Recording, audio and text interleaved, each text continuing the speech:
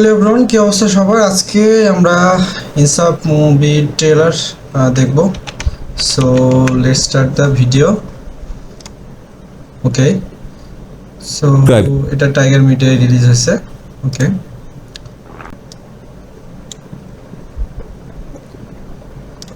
So ইনসাফ movie trailer আমরা review. আচ্ছা, আমরা একটু ডিটেলসটা দেখি।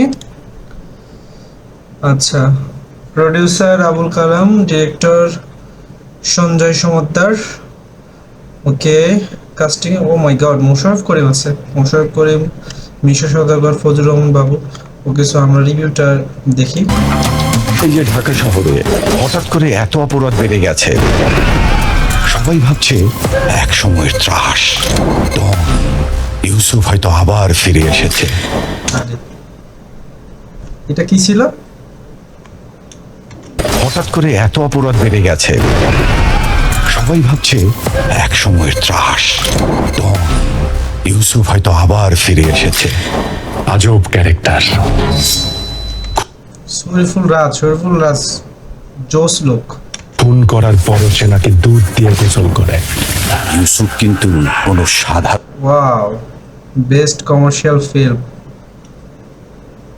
সরি বেস্ট বলাটা আমার ঠিক হলো না, one of the best commercial film in this year. Mastan না, এটা কি 8 পর্বের web series? Full action movie, Tasnim Faria. যে বিল্ড আপ ও লুক, হোয়াট এ ম্যান। মানে আমার কাছে যেটা মনে হচ্ছে যে শাকিব খানের পরে যদি কমার্শিয়াল ফিল্ম কেউ লিড করে সেটা হচ্ছে শরীফুল রাজকে কিন্তু আমার মানে আগে থেকে অনেক ভালো লাগে, কারণ তার যে acting. Build up just look at the look.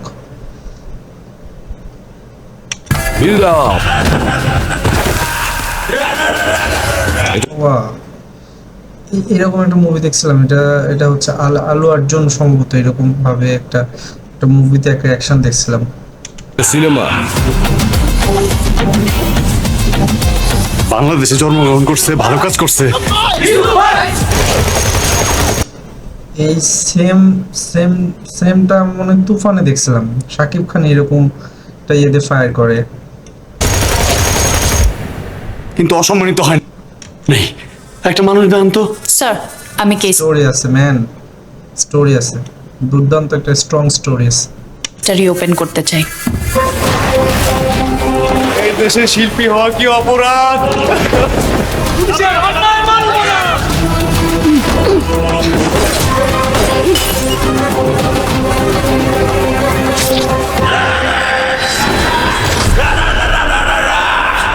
আমি অমানুষ মারি।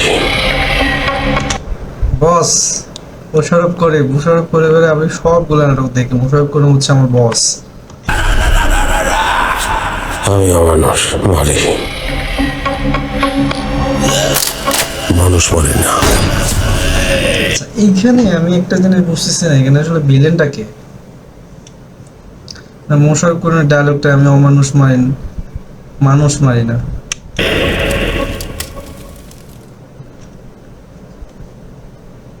আরেকবার অপরাধ বেড়ে গেছে, ইউসুফ হয়তো আবার ফিরে এসেছে। দুধ দিয়ে গোসল করে। ইউসুফ কিন্তু কোনো সাধারণ মাস্তান না। এটা কি 8 পর্বের ওয়েব বিল্ড আপ এই লোকটা আমার কাছে জোস লাগছে। কোনো সাধারণ মাস্তান না। এটা কি সিনেমা? যাই হোক, আমার কাছে ট্রেলারটা ভালো লাগছে, যদিও আমার কাছে বিজেপিটা আরেকটু স্ট্রং হলে ভালো লাগতো। তবে তাণ্ডবের পরে বেস্ট কমার্শিয়াল মুভি আমার কাছে ইনসাফ মনে হচ্ছে। ইনসাফটা মোটামুটি ভালো ব্যবসা করবে বলে মনে হচ্ছে। কাস্টিংও মোটামুটি ভালো আছে, মাল্টি কাস্টিং, স্ট্রং সব অভিনেতা অভিনেত্রী ইনশাল্লাহ আমরা দেখতে পাবো তাণ্ডবের পরেই ইনসাফে। সো ইনসাফের জন্য শুভকামনা, এবং আশা করি যে ইনসাফ ঈদে ভালো একটা ব্যবসা করবে এবং সামনে আরও অত গান আসবে, অন্যান্য যে বিষয়গুলো আসবে আমরা ইনশাল্লাহ এটা রিভিউ করব।